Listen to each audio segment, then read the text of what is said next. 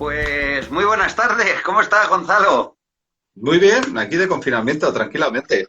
Como soy una persona casera, pues tampoco noto mucha diferencia. Bueno, muy bien.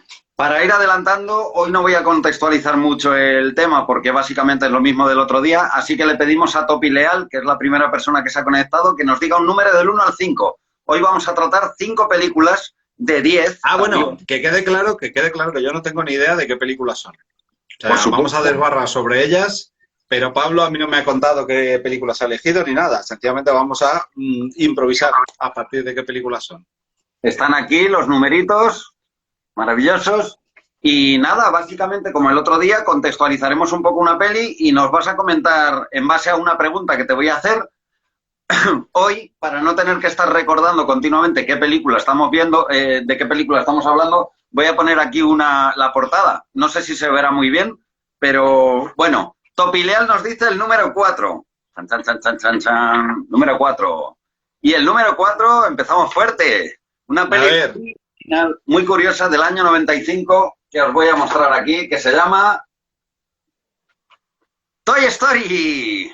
buah, Bueno, pues película Toy Story del año 95, dirigida por John Lasseter, y es la primera película de Pixar, una película que fue sin lugar a dudas un antes y un después, porque de hecho hasta ese momento las películas se llamaban películas de dibujos y a partir de entonces se empezaron a llamar películas de animación, porque estaban hechas con CGI. Sin lugar a dudas el CGI ha avanzado un montón desde entonces, pero esta película fue un auténtico hito en la historia. En el año 95 creo que nadie podía sospechar que una película de dibujos que normalmente están enfocadas a los niños pudiera tener tal calidad.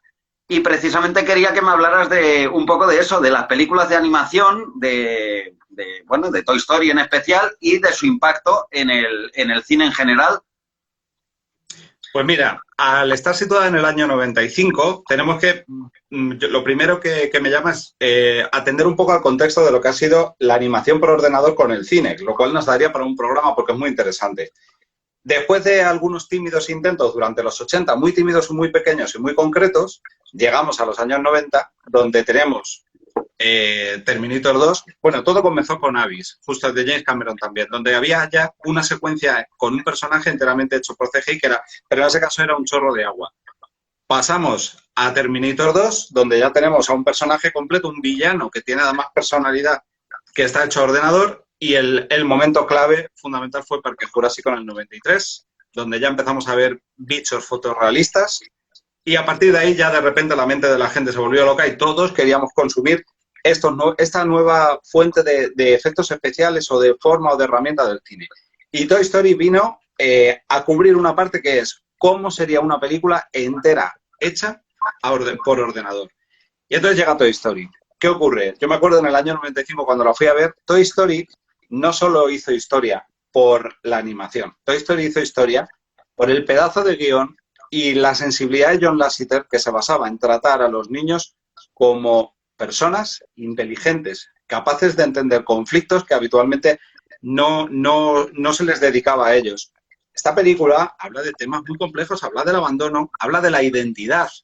Tengamos en cuenta que esta película sobre todo de lo que habla es de una crisis de identidad brutal que tienen sobre todo Buzz Lightyear, el personaje de Buzz Lightyear. Digamos que Woody y todos sus amigos, Slinky, Rex, todos, digamos que se sienten ya a gusto, están familiarizados con su papel como juguetes. Pero llega Buzz Lightyear que no tiene ni idea y lo que presentan es a una persona que cree ser tener una identidad y resulta que tiene una completamente distinta. Ese tipo de conflictos jamás se ha visto en una película de animación, al menos mainstream, digamos, tipo Walt Disney. A lo mejor en algo más indie o más underground, pues sí, puede que sí, pero en esta no. Esa fue la clave. La clave es que la película, el guión, lo que propone, era un tipo de conflicto, es una nueva aproximación al cine de animación destinado a niños que proporcionaba unas emociones y trataba a los niños de una manera como si fueran seres muy inteligentes capaces de entender conflictos muy profundos. Luego la peli tiene dos líneas, una muy disfrutable, muy visual, muy divertida, y luego una tremendamente triste, tremendamente oscura, con ese niño, sí, malvado que se dedica a destripar y a maltratar a los juguetes, que además es una forma de proyectar la vida de mierda que tiene con sus padres.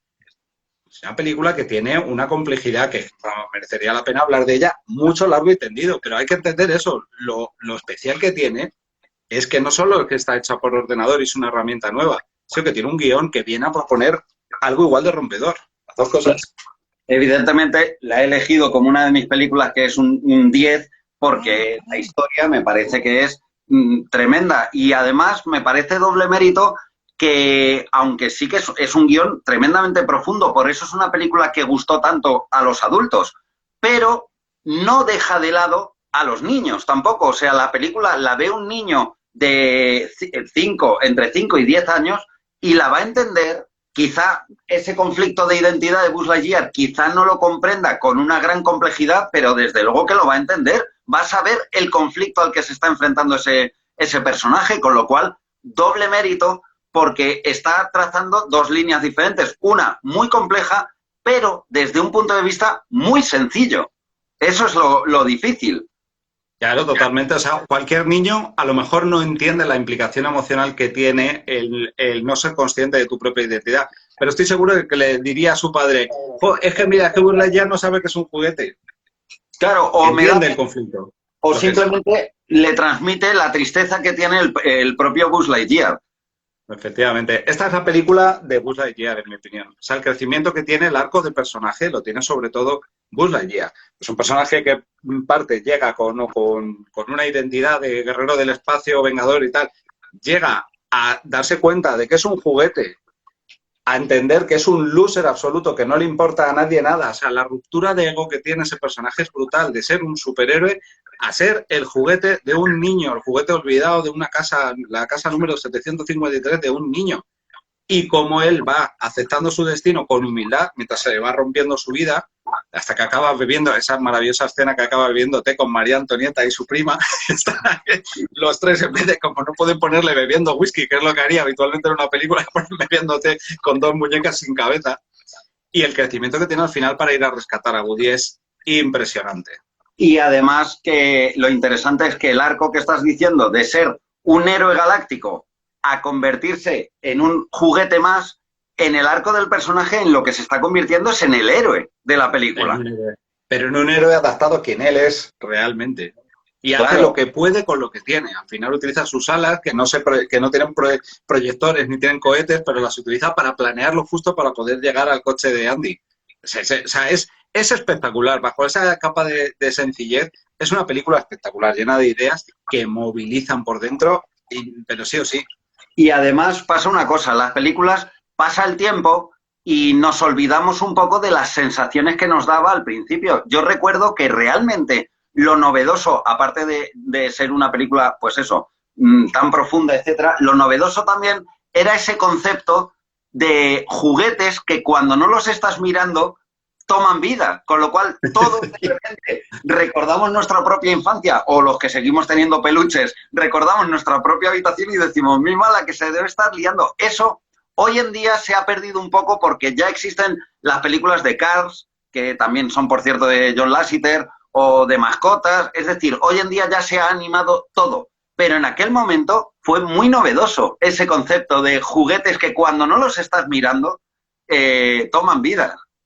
El concepto es absolutamente rompedor. Además, es curioso porque, aparte de ser una idea absolutamente genial, que yo me imagino la venta de la idea, si es que se produjo alguna venta, es de decir, te compro eso inmediatamente. O sea, esto cualquier niño va a alucinar.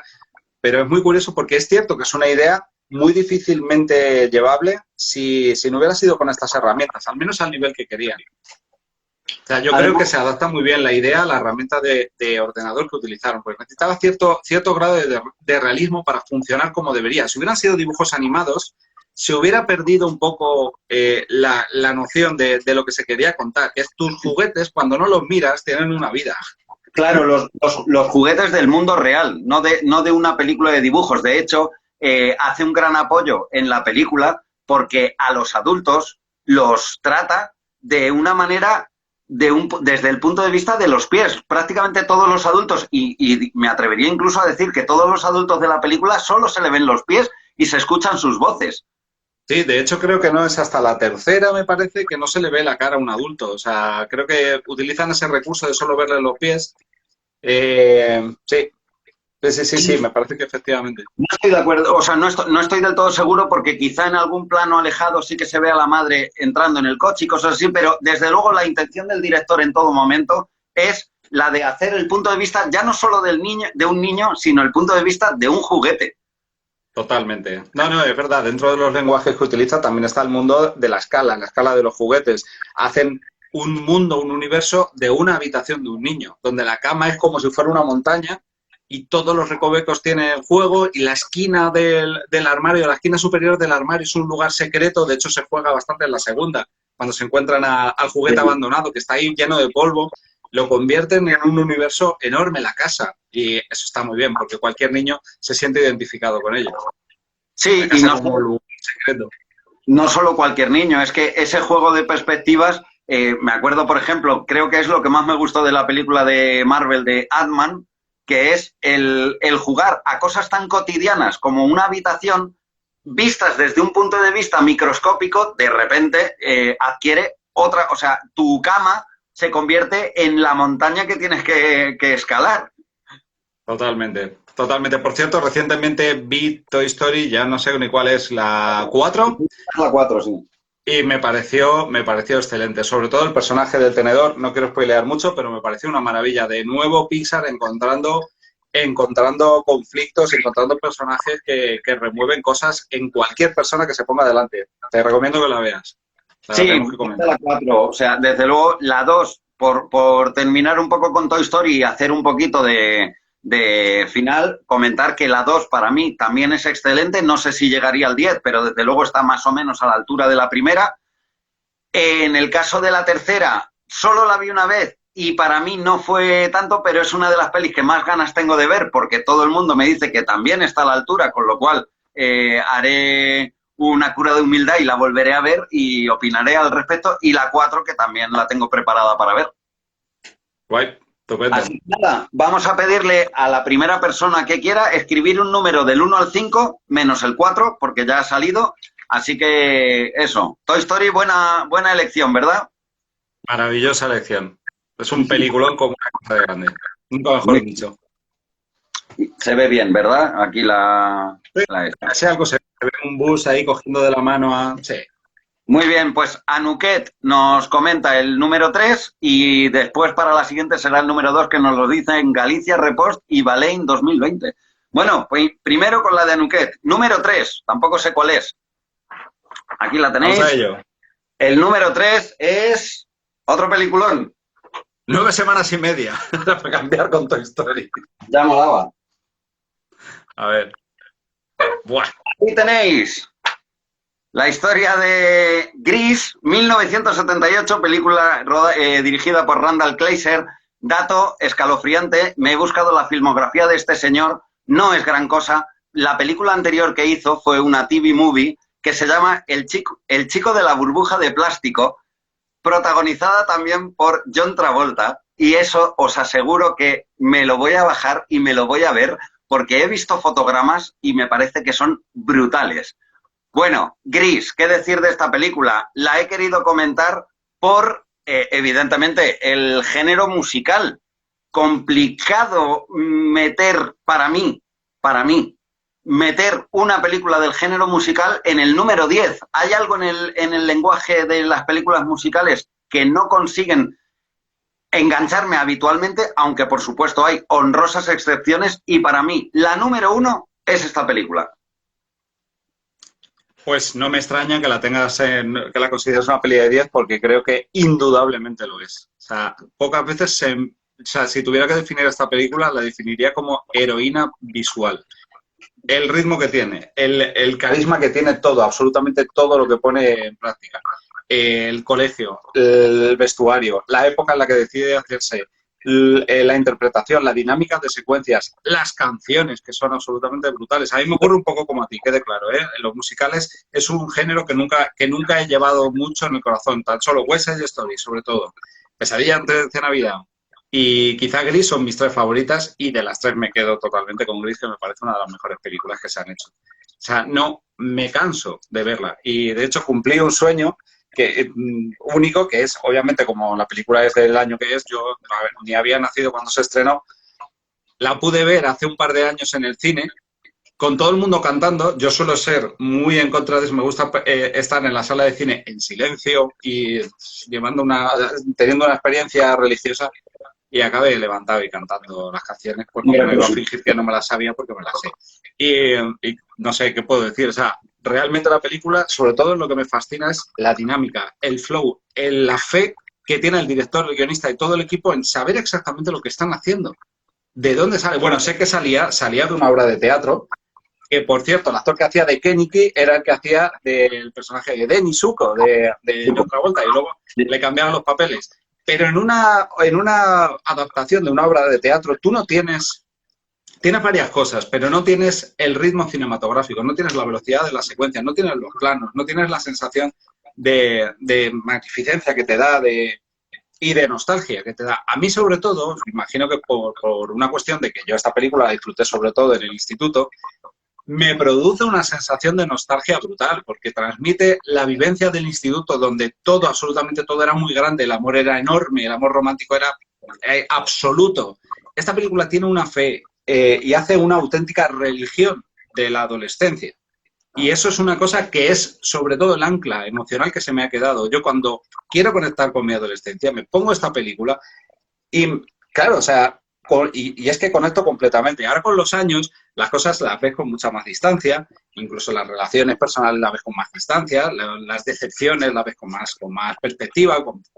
Me gusta esta película cuando todo, o sea, que te recuerda cuando todo era súper importante, todo era urgente, todo era gigantesco, todo tenía que ser ya, y era como si no fuera a haber un mañana. O sea, claro, realmente, esto es el instituto, una especie de mundo en sí mismo que termina, que muere y desaparece cuando termina el instituto.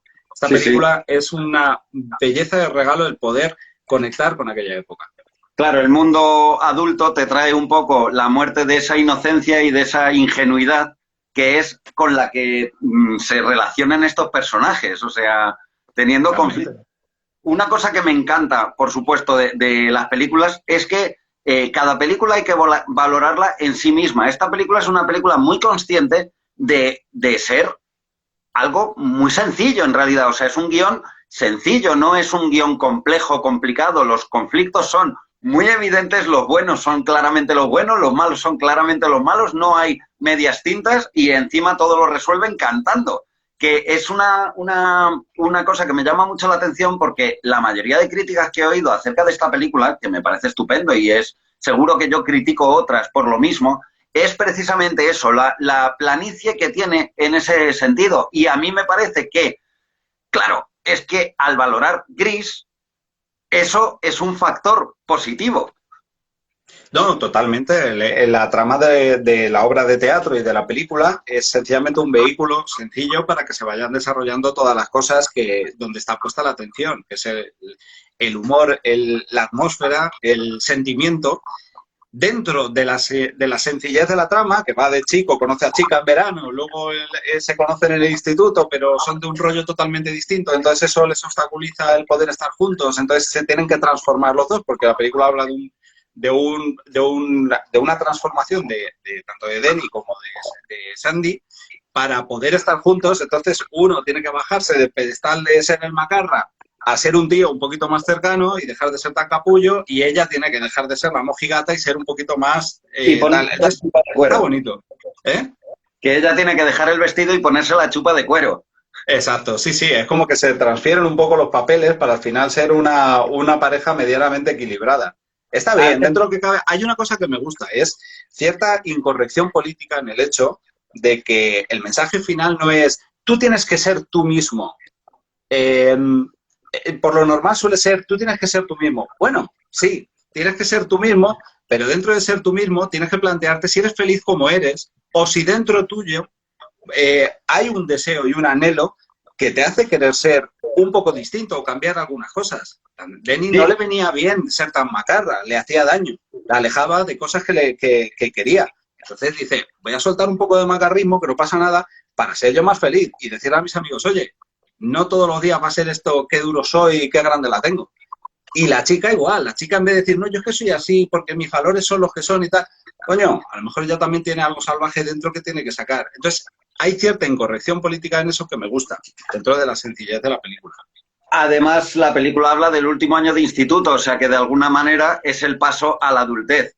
Quizá, ¿no? El empezar a ver no todo desde un punto de vista de ser tú mismo, sino también entender que para salir al mundo te tienes que adaptar, quieras o no. Totalmente, y tienes que elegir, porque hasta la adolescencia tú eres una persona que viene de alguna manera construido por otras personas. Tus padres te marcan los límites, te dicen cómo vestir, te dicen qué hacer, los domingos si vas a la iglesia o no vas a la iglesia, y en el instituto es cuando sales totalmente de la burbuja familiar, donde te tienes que cortar el cordón umbilical y donde empiezas a tomar las primeras decisiones de cómo confrontas el mundo. Entonces Chris habla un poco de eso, de dos personas que dicen, vale, yo vengo con todas estas inercias y voy a intentar empezar a decidir de verdad algo en mi vida acerca de cómo quiero vivirla. Es interesante porque todo son cuestión de cómo lo enfoques, porque ese dejar de ser tú mismo en la peli quizá es lo contrario. Es que la manera de ser uno mismo de Denis Zuko es empezar a querer a esa chica, porque lo otro son prejuicios, es el mito que él tiene montado, es la máscara que tiene en el instituto, con lo cual la manera de ser él mismo es bajarse un poquito y empezar a querer a la chica buena y con ella exactamente lo mismo. O sea que también según cómo se explique, pero bueno, creo que básicamente Y habla aparte, totalmente, y esta transformación también afecta a todos los personajes, a Rizzo y a Kenichi. Por supuesto, Rizzo es la tipa mala que va de butón por el instituto y tal, y quiere ser un poco más, quiere quitarse esa máscara porque le empieza a pesar. Frenchy, por ejemplo, lo mismo, que quiere trabajar ya y quiere ir muy rápido en la vida y tiene que echar para atrás porque a lo mejor no está preparada todavía, tiene que aceptar con humildad que todavía es un poco más niña de lo que cree. O sea, está muy bien porque el mismo conflicto está en todos los personajes en distintas formas. Entonces, cualquier adolescente se puede sentir identificado con uno o con otro dependiendo del tipo de persona que sea. Sí, antes has hecho, al principio del comentario de Gris, has hecho un rápido repaso a todos los puntos fuertes de la película. Por supuesto, hay dos que me parecen fundamentales. Lo primero es el colorido de sus personajes secundarios, pero de todos ellos, incluidos los que tienen una sola frase. Y, Totalmente. y sobre todo algo que es que, bueno, hemos pasado por encima, pero me parece que es lo fundamental, que puede estar más machacada que nunca en todas las discotecas, pero la banda sonora es algo increíble. O sea, La banda sonora no creo que nadie que esté viendo este vídeo, incluidos tú y yo, no sienta la banda sonora de esta película como parte de su propio ADN ya. O sea, ni siquiera es una cosa que viene de fuera, es una cosa que está dentro tuya y de vez en cuando se exterioriza fuera en una discoteca o en cualquier sitio. O sea, exactamente, esa es la sensación. Y además que en las discotecas, etcétera, se suele recurrir a las mismas canciones, el disco completo, o sea, la banda sonora al completo, es brutal cada una de las canciones. Yo no hay una sola canción que no diga esto es de 10. Las hay más rápidas, más lentas, más conocidas, menos, pero son todas brutales. total, a mí mi favorita siempre ha sido Gris, la de los títulos de crédito, la del principio. Cada vez que escucho esa canción me sobreviene un estado emocional fuerte, siempre. Nunca me Sí. ha pasado desapercibida. No soy capaz de empezar a ver esta película sin que me lleve emocionalmente a un sitio. O sea, es de estas películas y no es una cualidad que tengan todas las películas del mundo, ni siquiera todas las buenas películas. Pero es de estas películas que tienen el efecto hipnotizante. En cuanto ves un trocito, ya te tienes que quedar a verla. Le pasa a Ay, muchas otras. sí, de hecho el otro día era un comentario que me hubiera gustado hacer de Terminator 2, que por eso la elegí. Es una película que si ves un solo plano, estás tomándote algo en un bar y la están echando, vas a ver que todo el bar está mirando así para arriba. A la chaqueta metálica, por cierto, le pasa exactamente lo mismo. Está comprobado. Son películas hipnotizantes. Bueno, Totalmente, porque están hechas por escultores de planos. sí, sí, absolutamente. Y esta también, ¿eh? Sin haber sido una película de un director galardonado, Gris le pasa exactamente lo mismo. Total. Tenemos por aquí el número 2 que nos han dicho, así que le vamos a pedir a nuestra querida audiencia, que la verdad es que incluso a las 6 de la tarde tenemos gente, me encanta, que nos digan, bueno, la siguiente va a ser el 1 o el 5, así que poca elección. Número 2. Chan, chan, chan, chan. ¿Te apetece saber cuál es, Miedo me das. No, miedo no. En este caso no va a ser miedo. Vamos a hablar de cine argentino. ¡Buah, chaval! Con esta Peliculón. otra película que le doy un 10. Martín H. Año 1997, dirigida por Adolfo Aristarain, que es un director argentino espectacular. Bueno, no muchísimas, tampoco tiene una filmografía muy grande, pero tiene peliculones como Lugares Comunes, Roma o, yo tengo que hacer mi aportación, Las aventuras de Pepe Carballo, que es una serie de televisión que hubo en los 80, que es brutal y está dirigida por él. Esta película no se puede presentar sin hablar de sus actores, que son Federico Lupi, Juan Diego Boto, Cecilia Roth y Eusebio Poncela. Y qué decir de esta película, Martín H. o Martín H., como he oído nombrarla alguna vez. Quería comentarla desde el punto de vista del cine argentino. ¿Qué le pasa al cine argentino? ¿Por qué? ¿Por qué son capaces de llegar a esos niveles de sensibilidad que solo ellos son capaces? La sensación que tengo con el cine argentino me pasa un poco... o sea, no destacaría tanto la sensibilidad, porque tengo la firme convicción de que todas las personas tienen una alta sensibilidad. De lo que una persona puede carecer o puede tener mucho son de herramientas para poder expresarlo. Esa es la diferencia. La diferencia es cómo de complejo, cómo está integrada tu sistema de comunicación con el exterior para poder comunicar algo, ya sea tú personalmente, tu forma de hablar, tu forma de comunicarte, o a la hora del arte. Y el caso es que los argentinos, por alguna extraña razón, tienen un sistema muy sofisticado para poder expresar ideas y que obviamente pueden articular emociones. A mí resumiendo, lo que me llama la atención de la forma de escritura en guión del cine argentino es lo sofisticado que es, el apabullante ritmo de ideas constantemente, ideas de guiones, de frases, o sea, de argumentaciones, de frases hechas, de mecánicas de secuencia, de conversaciones interesantes, de personajes brillantes, de momentos únicos, constantemente. Y sobre todo son capaces de hacerlo en películas con un presupuesto bajo. Y son capaces de dar una espectacularidad que, como no pueden dar con efectos especiales o con volumen de producción, la dan con esto y con esto. Y me fascina. Es algo bastante parecido a lo que ocurre en la publicidad. Los mejores publicistas son las publicidades argentinas y muy probablemente tenga que ver, porque la falta de medios lo que hace es agudizar el ingenio. O sea, si no tienes medios para contar algo, tendrás que utilizar lo único que tienes, que es tú mismo, tu forma de expresarlo para poder hacer algo espectacular. Pues sí, pues vamos, tú y yo tenemos mucho contacto con argentinos desde hace muchos años, tú de hecho vives con uno, y no sé, hemos hablado mucho acerca de qué tienen de particular, porque cómo puede ser un país con una alta autoconsciencia. Algunos, por resumirlo, lo llaman ego, lo que sea, pero es autoconsciencia, es una especie de anhelo de conocimiento y de erudición. Hay como una especie de anhelo de erudición, pero en cualquier persona. Entonces, pues eso al final se acaba notando. A veces puede sonar más rimbombante, más superficial, y otras veces, como en el caso de Martín H., da en el clavo de sacar a relucir el alma de personajes y conflictos muy profundos, que en el caso de esta película, pues sobre todo un conflicto paterno-filial muy grande, con más cosas alrededor. Por terminar acerca de la disertación que hacías del cine argentino, evidentemente no quiero caer en la generalidad más banal, pero de alguna manera se puede decir que el cine argentino es una expresión del ciudadano medio argentino, de alguna manera. Esa es la sensación que tengo. O sea, nosotros hemos tenido contacto con bastantes argentinos y es verdad que de alguna manera se filtra el mismo zumo intelectual o identitario de ellos en las películas que vemos. Imagino que no en todas. También es cierto que nosotros vemos lo que nos llega de Argentina. No sabemos qué se queda allí.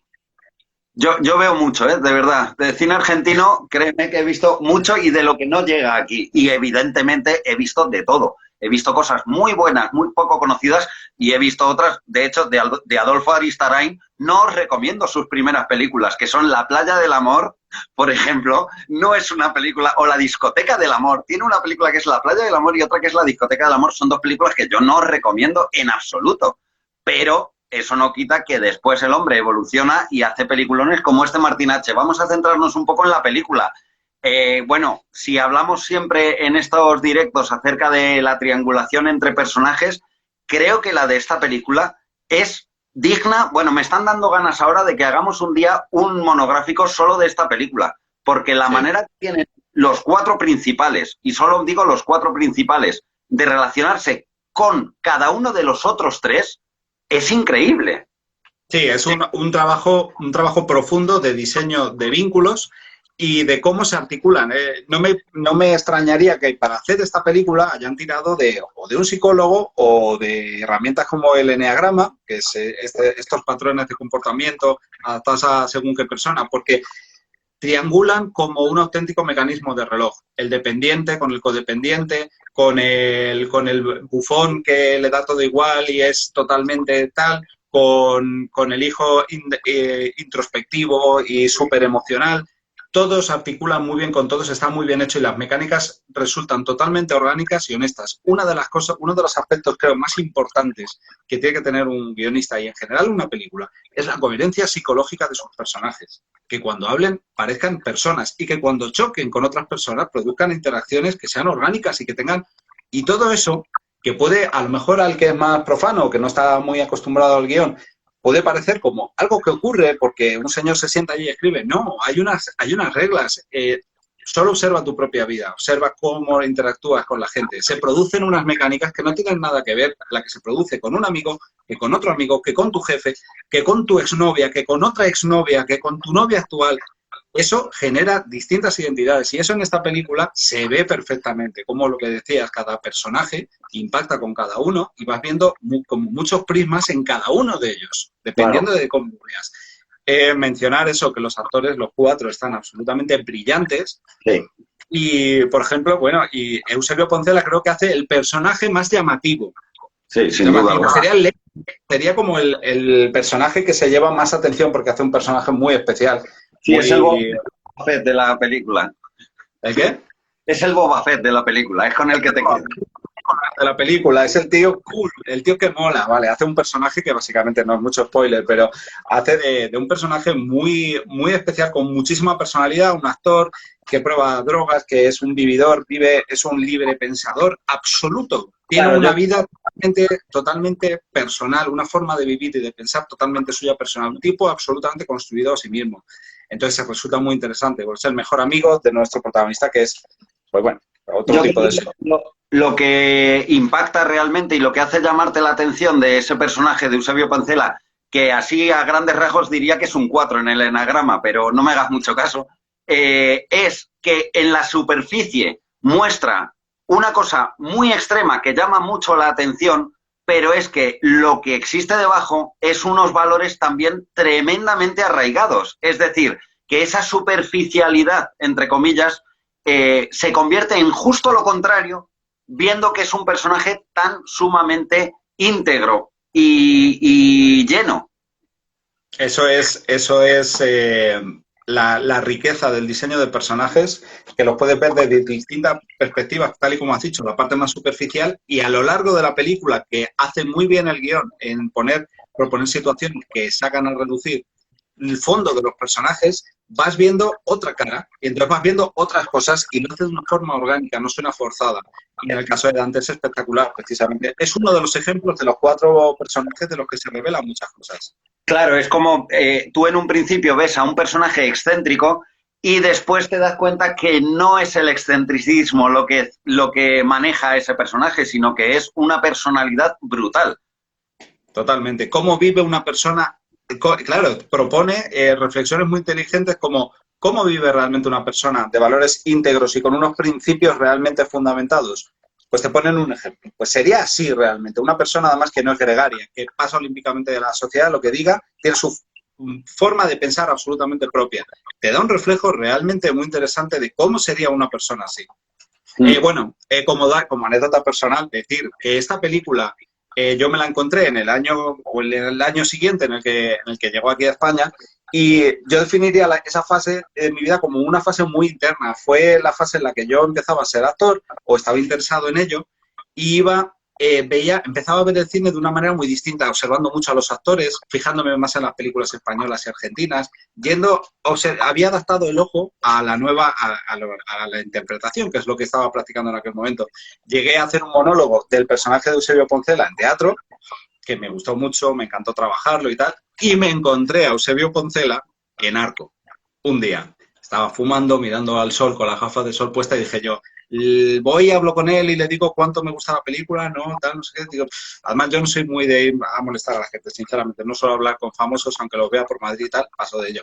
Pero dije, mira, ¿sabes qué? Que lo voy a hacer. Me acerqué, te dije, nada, Eusebio, solo quería decirte que me encanta la película, que he hecho un monólogo y nada, sencillamente darte las gracias por un trabajo tan inspirador y tal, no sé qué. Me miró y me dijo, ¿quién eres? Con las gafas de sol. Y yo tengo la sospecha de que no llegó a darse cuenta de quién era ni de qué coño pintaba yo allí, qué le estaba diciendo, porque tenía una pinta de estar colgado, que no vea. Dije yo, este momento es puro Dante, que es el personaje que interpreta a Eusebio Poncela. Y me fui con ese regalito y hasta luego. Sí, yo creo que todo el mundo que sale de ver esa película se queda mucho con Eusebio Poncela, que siempre ha sido un actorazo, y de alguna manera se pregunta cuánto de auténtico hay en ese Eusebio Poncela, cuánto de auténtico hay en ese Dante. Por cierto, por aclarar una cosa, te referías que lo viste en Arco, ¿no? En la Feria de En la Arte posición. Sí, en IFEMA. Es que sonó a que lo vi de Narco y ha sonado un poco raro. Lo vi en Arco. Vale, no podría asegurar que la de Narco. No, Bueno, le vi en Arco, en IFEMA, Madrid. sí, es que además estoy viendo la serie de Narcos y quizá estoy un poco sugestionado por eso. Hemos hablado mucho del personaje de Dante, nos hemos querido centrar, estamos haciendo pinceladas. El personaje de Martín Echenique, Federico Lupi, el personaje de Cecilia Roth y el personaje de Juan Diego Boto, que puede parecer el menos interesante, pero también es un personaje que tiene muchísima enjundia y muchísima profundidad. Es que podríamos estar hablando horas de ellos. Yo te propongo que hagamos un especial de... Muchísimo, sí, Martín HB, bueno, en realidad casi de cualquiera de las películas que hemos estado hablando en los últimos directos, pero Martín H sí merece darle un espacio más grande porque, aparte, es una película que me da la sensación de que es muy conocida para algunas personas, sobre todo los que nos dedicamos a esto, y muy poco para el público general. Y me gustaría reivindicarla un poco para que la gente se anime a verla, que vea una película Pues sí, distinta. yo Venga, también. vamos a Por, por ello. por eso la apuesta. Decidme por ahí el número 1 o el número 5, que es las dos películas. Si no las decís, pues no os preocupéis. Bueno, pues aquí terminamos con Martín H. Javi, esa frase que acabas de poner, hay que follarse las mentes, es una frase que yo tuve que decir en teatro, donde entraron muchos niños, estaban todos allí, yo creía que iba a entrar público adulto y al final los padres se lo tomaron como una especie de actividad de fin de semana y me pareció muy raro porque el monólogo no era muy para niños, pero bueno. Bueno, pues otra generación de traumados, no pasa nada. Con el coronavirus vamos a tener unos cuantos de esos. Niños que son separados de sus madres al nacer, niños que van a coger fobia social o agorafobia, vamos a tener de todo. Así que decirle eso a los niños, yo creo que en conciertos he hecho cosas peores incluso. Me consta. Nos dicen el número 5. Sí, de hecho una vez toqué el Despacito. 5. Vamos a ver si la adivino. No, Venga, no lo puedo. ¿quieres que te tararé un poco de la canción? A ver, venga, tararea. Na, na, na, na, na. ¡Ostras! Me vas a hablar de una de mis películas favoritas de la historia. Sí, también mía. On Golden Pond, en el estanque dorado. Yo creo que esta película es bastante conocida, pero también le pasa, como dices a Martín H. Por algún motivo hay ciertos sectores a los que se les ha escapado por completo. Hablamos de en el estanque dorado, 1981, película de Mark Rydell, basada en una obra de teatro escrita esa obra de teatro por un tipo que se llama Ernest Thompson. La curiosidad es que el guión de la película la hizo el propio Ernest Thompson. O sea, que él mismo se involucró en adaptar su obra de teatro al cine. Y claro, siendo una obra de teatro, es una película muy basada en la interpretación y en el guión, algo parecido a lo que comentábamos de la trilogía de Before el otro día, pero es que en este caso los actores ya son una cosa muy loca, porque estamos hablando de Katharine Hepburn, de Henry Fonda y de Jane Fonda, haciendo además Henry y Jane de padre e hija. No va a ser al revés, quedaría un poco raro. Sería rarito. Pues, ¿qué decir de esta película?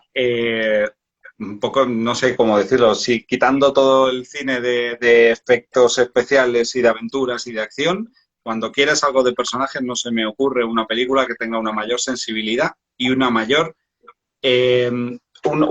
capacidad de hipnotizar al espectador con imágenes y con emociones. Esta película para mí es poner absolutamente toda la carne en el asador con respecto a un aspecto de la vida humana que es la vejez, el crepúsculo de la vida. Creo que no existe película que se acerque a la sensibilidad y a la honestidad con la que esta película aborda ese tema.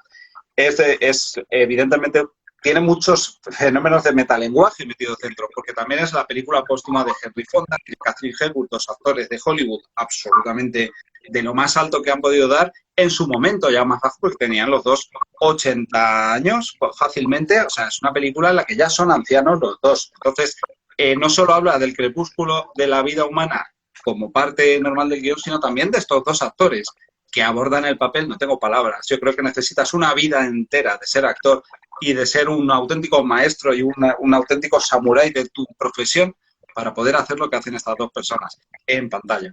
Decir que nada, por lo demás es una película en cuanto a la apariencia, en cuanto al tema, sencilla. Es dos señores que viven en un lago, están jubilados y reciben la visita de su hija, punto. Sí, no hay más que hablar. Me parece muy interesante lo que comentas acerca de que la película habla un poco acerca de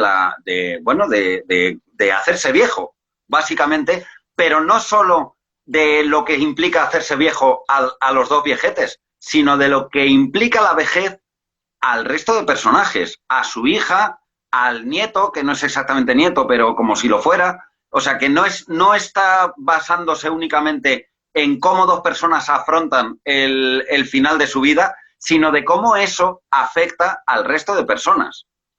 Por supuesto, como siempre, porque además una persona no solo mantiene una identidad en la vida, no solo es, además en esta película creo que hace un muy buen trabajo con eso, una persona no solo es yo, también es padre, es hijo, es hermano, es marido. En esta película puedes ver en el crepúsculo de su vida, en la vejez, cómo esos roles tienen unas implicaciones muy grandes, porque no solo es Norman, el personaje de Henry Fonda, digamos que es el protagonista, que es una película bastante coral, pero digamos que es el centro desde donde tal, vemos sus facetas como persona mayor, como marido fundamental con Katharine Hepburn, como padre con su hija, que es donde tiene un conflicto realmente serio. Y ese prisma me parece muy interesante de la película, porque ves el drama desde distintos puntos de vista. Otra cosa, aparte de que la película es la cosa más lacrimógena que hay, me encanta que lo sea, es una película hecha para que llores y vas a llorar.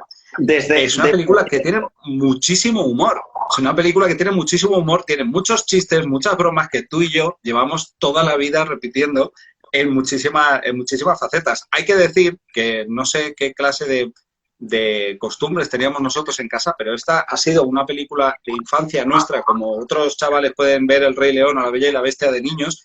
Esta es la película que nosotros veíamos de niños. Una película de dos señores muy mayores que están muy jodidos.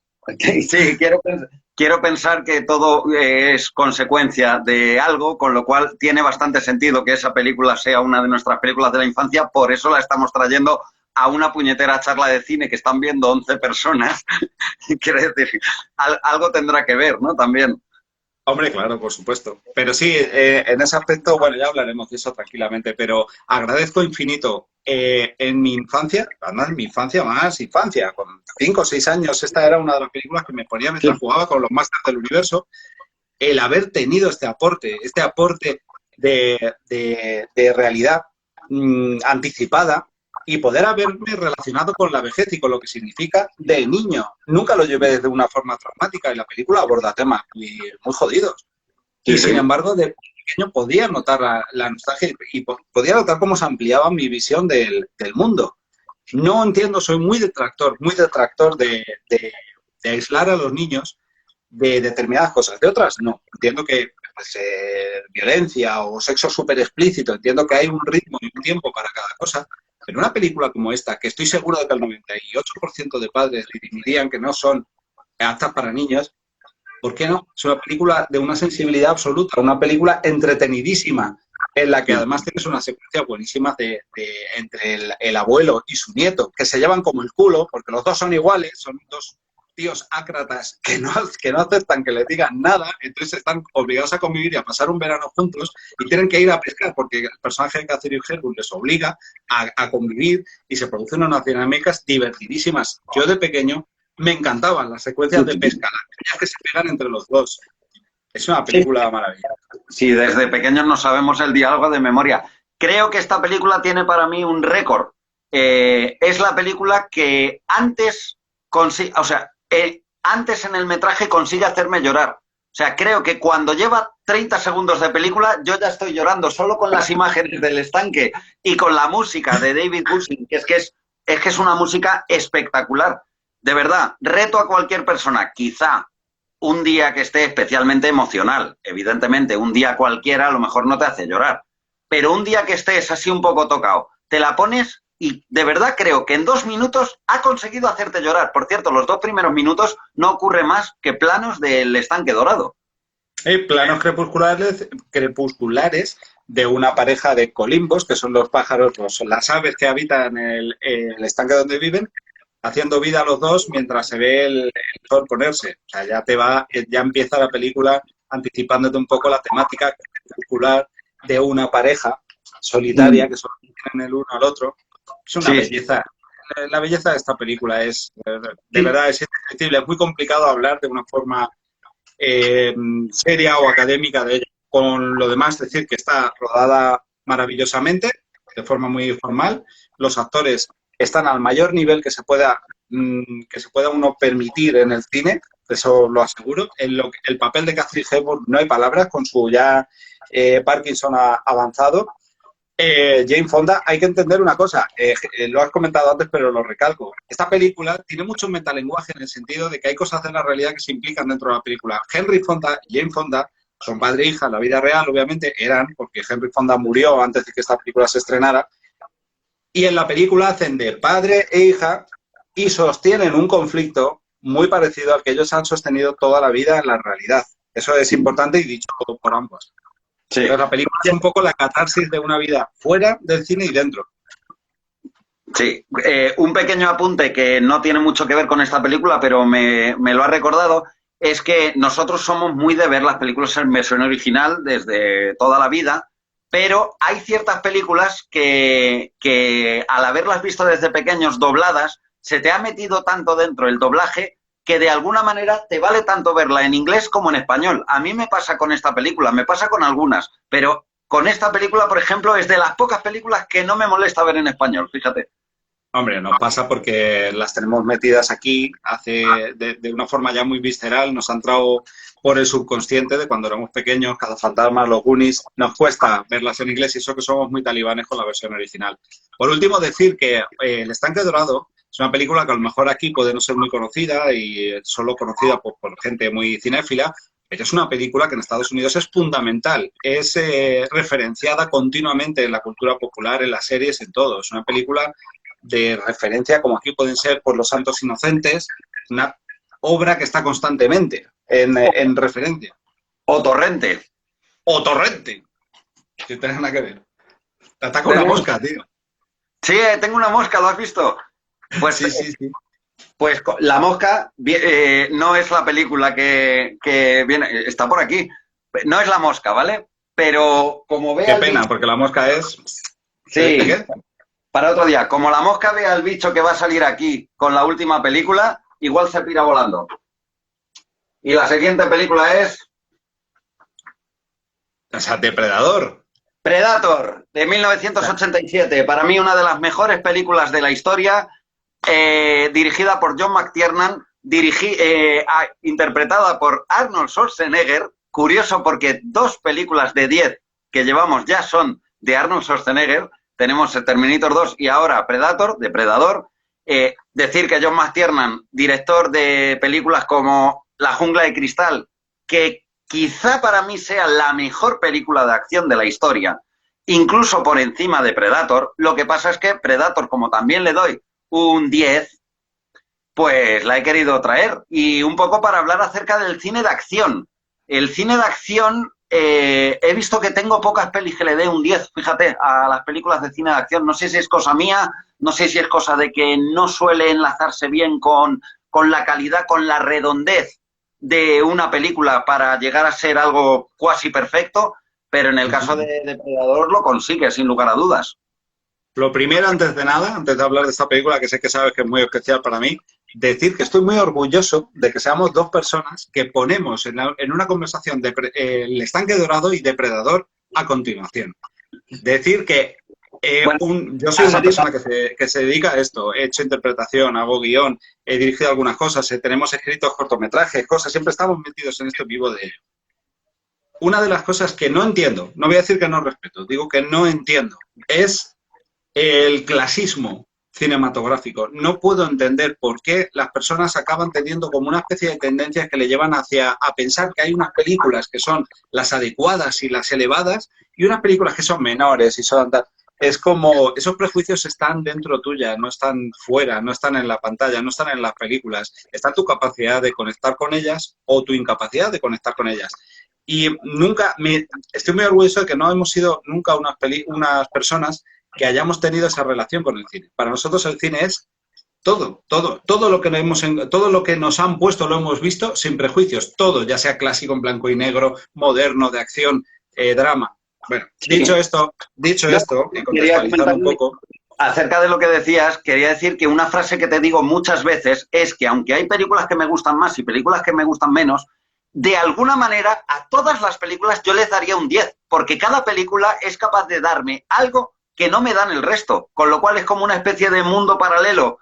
Cada película que ¿cómo vas a valorarlo de menos de 10? Entonces creo que es normal que ocurran cosas como que hayamos hecho en un solo programa Toy Story, Depredador, El estanque dorado. Pero bueno, háblame un poquito de Depredador, que sé que te vas a quedar sin tiempo para todo lo que tienes que decir. Me encanta que Javier ha puesto un comentario que dice, haz un crossover entre ambas películas, El estanque dorado y Depredador. Me encantaría ver a Henry Fonda en el bosque perdido diciendo, Dios mío, creo que he visto algo en los árboles. Pero hablando con acento argentino todos. Exacto. ¿Viste un depredador? A ver, Depredador, vamos a ver. A mí hay una cosa que me hace mucha gracia siempre de la forma que tienen las personas de ver las películas. Depredador es una película que está tomada tan en serio como si estuviera haciendo el director Sérpico o Casablanca. La clave de que Depredador haya sido lo que ha sido, la clave de que Depredador haya sido lo que es y que Terminator sea lo que es que hay directores de tomo y lomo detrás, tomándose absolutamente en serio y teniendo una visión muy clara de lo que quieren hacer. Siempre he dicho una cosa, con el cine ochentero, y de esto vamos a hacer un programa entero, te lo aseguro. Tenemos muchos programas. El cine ochentero que se nos llena la boca con el cine ochentero y los colorinchis del cine ochentero, de los Goonies, de Superman, de Alien, de tal, de Blade Runner, de los Gremlins, de La princesa prometida, de La historia interminable, y así sigue y sigue. Son películas que están hechas por directores que se han macerado en los años 60 y 70, que son 2 décadas de puta mierda, donde me refiero en cuanto a la vivencia social, al sentimiento social. Sobre todo los años 70 fueron años muy jodidos, donde los directores hacían películas muy secas y muy duras, y de repente en los 80 se produce una mezcla que es una maravilla, que es los colores de los efectos especiales y de una nueva sensibilidad del cine más optimista, con el fondo, totalmente con los pies en la tierra, de directores que se han macerado en momentos muy crudos del cine. Esos son los años 80. Lo que hoy en día parece que los directores creen que son los años 80, no tienen absolutamente nada que ver. Y lo puedes ver en los remakes de las películas que se están haciendo, que tienen toda la superficie y absolutamente nada del fondo. Y ya hablaremos de eso tranquilamente. Lo digo comparando con el remake que han hecho de Depredador ahora, que dices tú. ¿Y alguien puede pensar que esto es reflejo de lo que se ha hecho?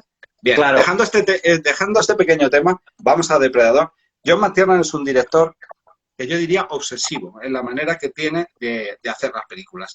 Tiene una visión completamente clara de cómo tiene que articular los planos. Tiene una imaginería visual muy compleja. Depredador es una película que de las 200 posibilidades que había de hacerla, el 90% era hacer una película cutre, que no iba a ningún sitio, de gente que muere y pegan tiros y se acabó. Y consigue hacer una obra que transmite muchas cosas y aparte da giros sobre un cine muy clásico de acción. Esta película, para cuando salió, que salió en el año 85, hay que entender que se esperaban mucho las películas de tipo Desaparecido en Combate. Rambo ya habían hecho un par, aunque Acorralado nunca fue como Rambo, pero vamos, este tipo de películas de tipo duro que llega y soluciona la historia, películas de Charles Bronson, Yo soy la justicia, tal, películas de Chuck Norris, muchas, bueno, pues Desaparecido en Combate. Y de repente llega esta película y nos propone una cosa que en aquel momento fue impactante. Y yo que vi esta película en el cine, fue traumática, que es, tú tienes a tu grupo de superhéroes musculosos con armas hasta los dientes y esas son tus adolescentes de las películas de Viernes 13, porque te las van a ir cargando una y van a tener más miedo del que pasa en su vida. Eso es el concepto de depredador más interesante. Partiendo de ahí, la manera tan psicológica, tan inteligente de ir sugiriendo qué va pasando en la película y cómo una misión que podía parecer pan comido para unos mercenarios se va convirtiendo en una auténtica pesadilla. Ahora ya han pasado muchos los años y a lo mejor las películas se desvirtúan por verlas muchas veces, pero créeme, cuando estabas en el cine sin tener ni idea de qué iba la película, sin que el depredador lo pudieras comprar en una figura de Funko Pop, y que estabas ahí sentado en la butaca y no tenías ni idea de qué era lo que estaba pasando, se te ponían los cojones de corbata. Sí, bueno, nos quedan 2 minutitos. Es un poco parecido a lo que comentaba al hablar de Toy Story, que con los años se pierde esa sensación que daba la película cuando la veías en su momento y por primera vez. En Depredadores, que hoy en día ya han pasado por las salas 200.000 películas que están copiando absolutamente a Depredador, con lo cual parece que queda un poco desvirtuada la propia Depredador, pero hay que decir que fue una película muy única, muy obra maestra, para mí, absoluta. Obra maestra en el género de acción, sin lugar a dudas, junto con Arma Letal y La Jungla de Cristal, y en mi opinión, y una de mis películas favoritas, que es Aliens el Regreso. Decir, claro, nada más contar, antes de que nos vayamos, que Depredador creo que tiene uno de los mejores terceros actos que he visto en una película. Y aquí una cosa que jamás se volverá a repetir, un tercer acto en el que no hay palabras, porque el tercer acto se queda Schwarzenegger, ya por fin, Arnold Schwarzenegger, el personaje de Dutch, se queda solo en la selva, a oscuras, con el depredador, y de ahí en adelante la película no tiene palabras más que 2 referencias que da Schwarzenegger. Eso jamás va a volver a ocurrir en la historia del cine. Así que a verlo disfrutar en aquel momento. Sí, no, sin lugar a dudas. De todas formas, es una película que hoy en día se puede disfrutar. Nos vamos, nos quedan 5 segundos. Muchísimas gracias. ¡Esto se hace muy corto! Hemos terminado 5 películas de 10.